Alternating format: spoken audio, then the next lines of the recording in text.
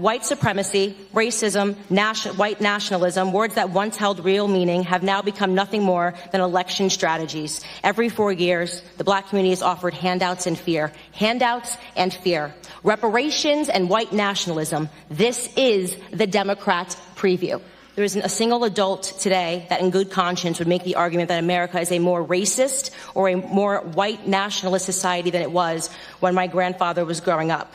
And yet we're hearing these terms sent around today because what they want to say is that brown people need to be scared, which seems to be the narrative that we hear every 4 years right ahead of a presidential election. Mr. Chairman, Ranking Member Mr. Collins, thank you for having me here today.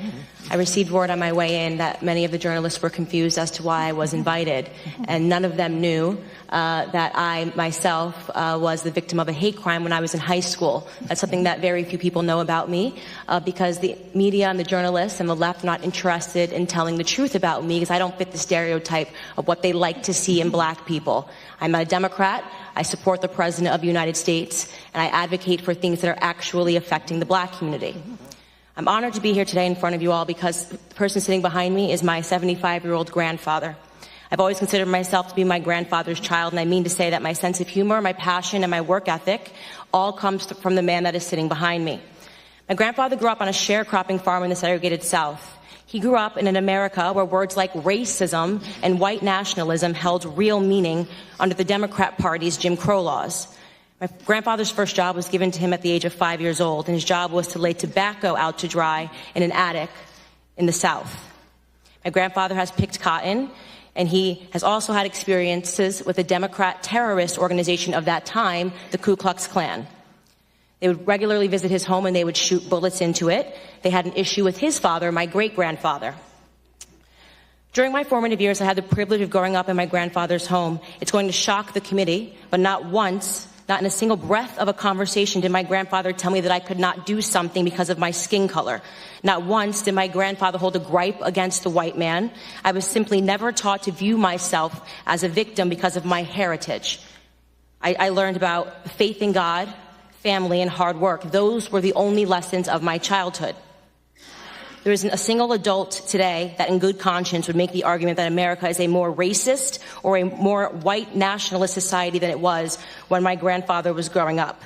And yet we're hearing these terms sent around today because what they want to say is that brown people need to be scared, which seems to be the narrative that we hear every 4 years right ahead of a presidential election.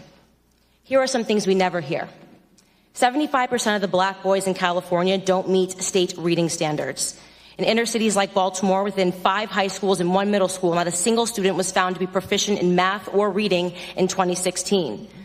The single motherhood rate in the black community, which was at 23% in the 1960s when my grandfather was coming up, is at a staggering 74% today. I am guessing there will be no committee hearings about that.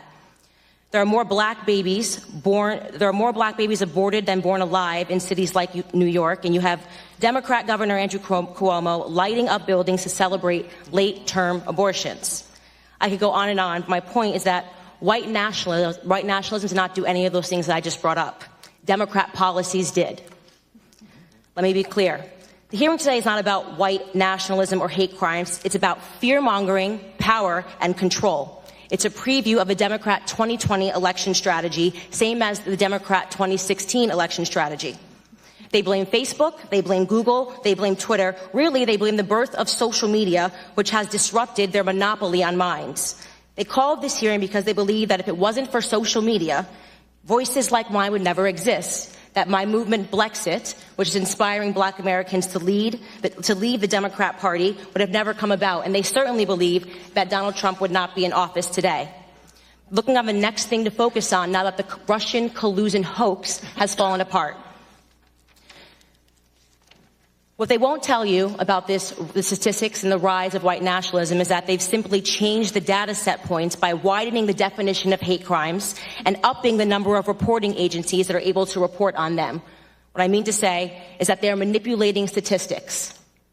The goal here is to scare blacks, Hispanics, gays, and Muslims into helping them censor dissenting opinions, ultimately into helping them regain control of our country's narrative, which they feel that they lost. They feel that President Donald Trump should not have beat Hillary.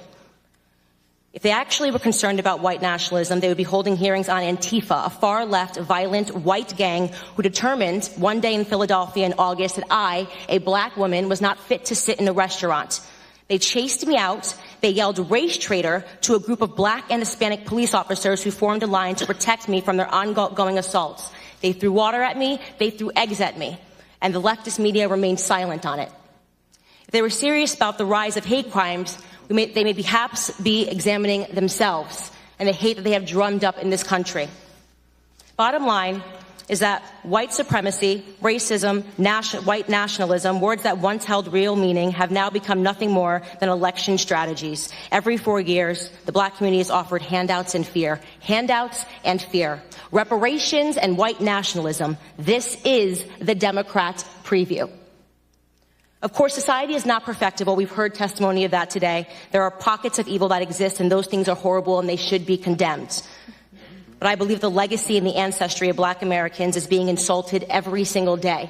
I will not pretend to be a victim in this country, and I know that that makes many people on the left uncomfortable. I want to talk about real issues in black America. I want to talk about real issues in this country and real concerns.